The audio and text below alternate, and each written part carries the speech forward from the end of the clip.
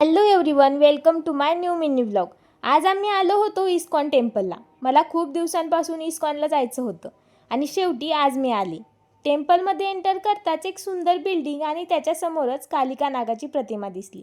भक्तांची देखील भरपूर गर्दी होती. नंतर साईडने पायऱ्या चढून आम्ही वरती गेलो.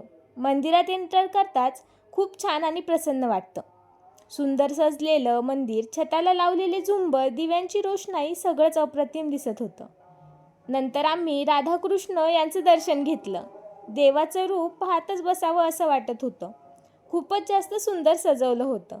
देवाचे वस्त्र, अलंकार व देवाचं ते रूप डोळ्यात साठवून ठेवावं असं. नंतर आम्ही शेजारीच असलेल्या श्री नित्यानंद प्रभू व श्री चैतन्य प्रभू यांचं देखील दर्शन घेतलं व लगेच दुसऱ्या बाजूला असलेल्या श्री बलदेव, श्रीमती सुभद्रा व श्री जगन्नाथ यांचंही दर्शन घेतलं. मंदिरातील मंद प्रकाश, कानावर पडणारे हरे कृष्ण मंत्र आणि सुंदर सजावट पाहून वेगळी शांतता जाणवली. समोर भगवान कृष्ण आणि राधा राणी यांच्या तेजस्वी व आकर्षक मूर्ती पाहताच नजर तिथेच खिळून राहिली. फुलांनी सजलेला गाभारा आणि भक्तांच्या चेहऱ्यावरचा आनंद पाहून मंदिरातील सकारात्मक ऊर्जा मनाला स्पर्श करून गेली. भक्तिमय वातावरणाने मन अगदी प्रसन्न झालं. इस्कॉन टेम्पलला जायची माझी ही छोटीशी पण खास इच्छा आज पूर्ण झाली.